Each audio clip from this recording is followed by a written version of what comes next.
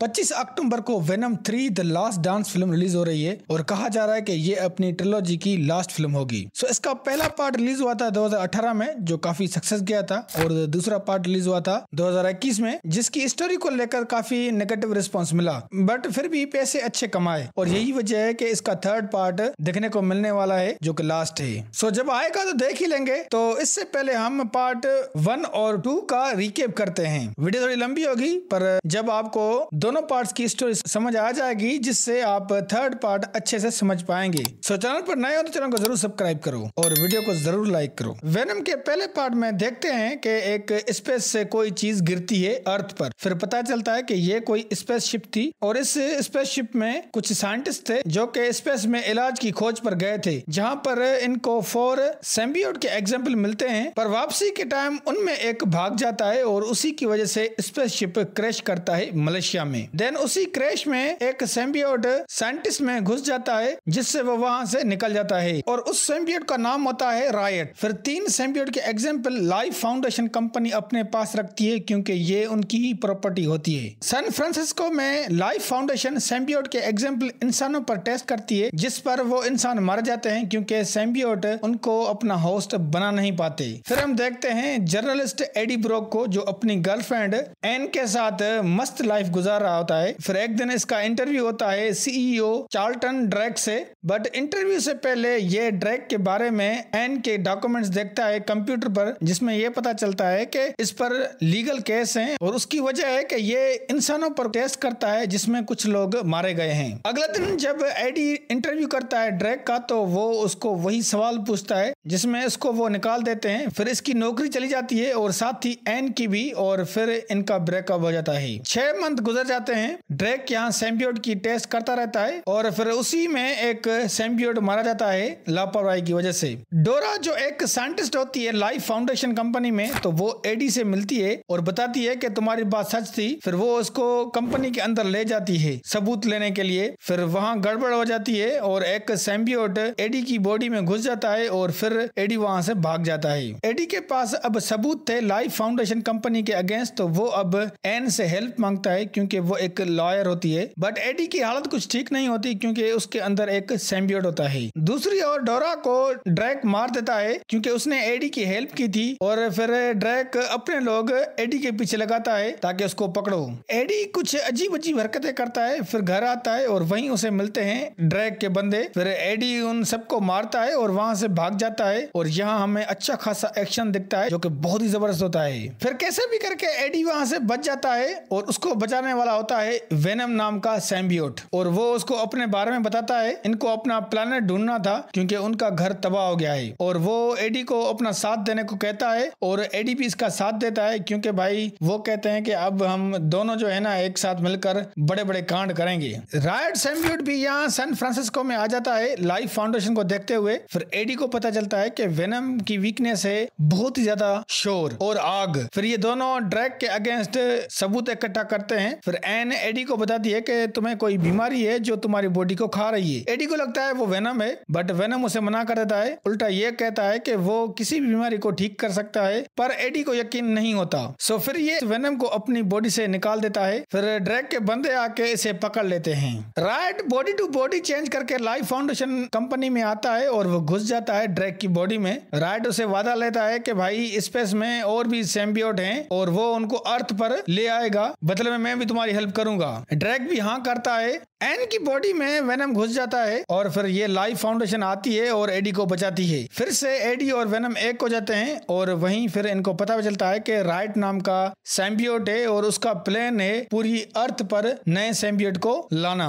तो एडी और वेनम मिल जाते हैं और वो रोकते हैं राइट को और फिर यहाँ पर बहुत ही बड़ी बैटल होती है और इन द एंड वो स्पेसशिप तबाह कर देता है एडी और वेनम जिसमें राइट और ड्रैक दोनों मर जाते हैं। एडी एन को यकीन दिलवाता है कि वेनम भी मारा गया उस बैटल में, बट एडी और वेनम सीक्रेटली साथ होते हैं और क्रिमिनल्स के अगेंस्ट लड़ते भी हैं। और ये पहला पार्ट यहीं खत्म होता है। अब आते हैं दूसरे पार्ट पर। दूसरा पार्ट शुरू होता है एक स्कूल से, जहां होते हैं यंग कैलेटिस कैसिडी और उसकी गर्लफ्रेंड फ्रांसिस बेरसन। तो फ्रांसिस कैलेटिस को बताती है कि उसे शिफ्ट कर रहे हैं किसी और जगह, क्योंकि वो जगह उनके जैसे लोगों की है। क्योंकि फ्रांसिस के पास कुछ सुपरनेचुरल पावर्स हैं, जैसे कि स्क्रीम, मतलब कि ये चीखती है तो बहुत ही ज्यादा वॉइस क्रिएट होता है जिससे हर चीज तबाह हो जाती है, और इसकी चीख अच्छे अच्छों को मार भी सकती है। फिर फ्रांसिस को ले जाते हैं, देन रास्ते में वो चीखती है जिसमें पैट्रिक मॉर्गन शूट करता है और उसमें उसकी एक आंख डैमेज हो जाती है। मॉर्गन को लगता है कि उसने उसको मार दिया, और ये बात कैलेटिस को भी पता चल जाती है कि फ्रांसिस मर गई है। मगर फिर भी फ्रांसिस को उसी जगह ले आते हैं जहां पर इसकी पावर्स को कंट्रोल किया जाता है। फिर प्रेजेंट टाइम आता है, कैलेटिस को सजाए मौत दी जाती है, बट ये लास्ट टाइम एडी से बात करना चाहता है क्योंकि उसको अपनी स्टोरी बतानी थी। फिर एडी आता है और उसकी स्टोरी सुनता है और फिर प्रेंट भी करता है, मगर वो एक हिडन मैसेज होता है। सो एडी और वेनम उसका पर्दाफाश करते हैं, देन फिर से ये हीरो बन जाते हैं। कैलेटिस और फ्रांसिस को ये बात बिल्कुल अच्छी नहीं लगती और उनको बहुत ही गुस्सा आता है एडी पर, और ये उसको अपना दुश्मन मान लेते हैं। फिर एडी और वेनम मजे करते हैं। देन एक दफा एडी को कॉल आता है एन का, जिसमें वो मिलते हैं और फिर को बताती है कि वो शादी कर रही है, जिसमें एडी बहुत ही दुखी हो जाता है और साथ ही वेनम भी। और फिर एक सुबह को कैलेटिक्स का हिडन मैसेज मिलता है एडी को, जिसमें वो बताता है कि कैसे उसने अपनी दादी को और माँ को मार दिया। एडी को कैलेटिक्स पर बहुत ज्यादा तरस आता है और वो उसे मिलने जाता है जेल में। देन वहीं वेनम को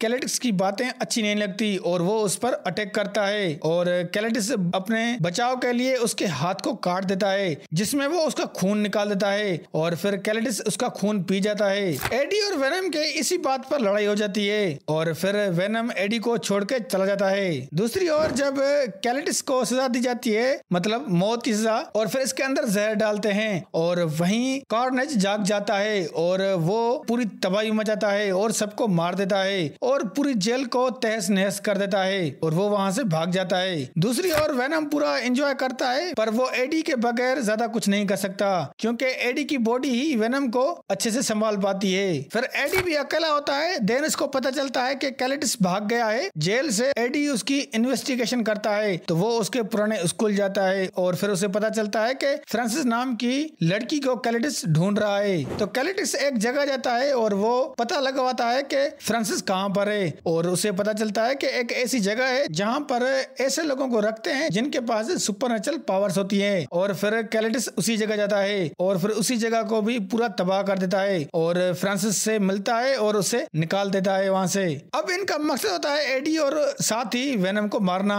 दूसरी ओर मॉर्गन एडी को अपने पास कस्टडी में रखता है, जिसमें वो उसे इन्वेस्टिगेशन करता है, मगर वो उसे कुछ बताता नहीं है। फिर ये एन को बुलाता है। फिर एन आती है और एडी उसे कहता है कि तुम जाओ और वेनम को ढूंढ के ले आओ, वरना यहाँ पर सारे मर जाएंगे। तो एन जाती है मिसेस चैन के पास, तो वहीं वेनम एन को मिलता है, क्योंकि वेनम मिसेस चैन के अंदर ही था। फिर एन आती है पुलिस स्टेशन, जहाँ पर एन वेनम बन जाती है और एडी को वहां से निकालती है। फिर ये चारों मिलकर एन का होने वाला हस्बैंड वेनम और एडी ब्रोक, फिर ये मिलकर प्लान बनाते हैं कि कैसे कार्नेज को हराना है, मगर इनका प्लान काम नहीं करता, क्योंकि कैलेटिक्स पकड़ लेता है मॉर्गन को और फ्रांसिस पकड़ लेती है एन को, और फिर वो उसको चर्च में ले आती है। और उसी चर्च में कैलेटिक्स और फ्रांसिस शादी करने वाले थे, और जब इनकी शादी होती है तो वहीं एंट्री होती है वेनम की। पर वेनम यहाँ कार्नेज को देखकर डर जाता है, क्योंकि वो लाल वाला सैम्बियोट था और लाल वाला सैम्बियोट ज्यादा डेंजरस होते हैं। पर फिर भी कैसे भी करके एडी उसे मना लेता है कार्नेज से लड़ने के लिए, और फिर इनके बीच कुछ फाइट होती है। फ्रांसिस भी यहाँ अपनी पावर यूज करती है, पर कार्नेज उसे मना कर देता है, क्योंकि उसकी पावर से